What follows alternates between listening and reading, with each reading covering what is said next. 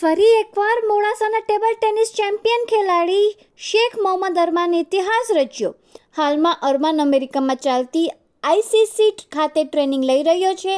તેમાં તારીખ 28 જૂનથી 4 જુલાઈ દરમિયાન America 2025 US table tennis championship સ્પર્ધા યોજાઈ હતી, જેની અંદર અરમાને ઓન્ટેરિયો કેલિફોર્નિયા ખાતે ડબલ કેટેગરીમાં ગોલ્ડ મેડલ લાવીને સમગ્ર દેશ તથા અરવલ્લી જિલ્લાનું નામ રોશન કર્યું છે.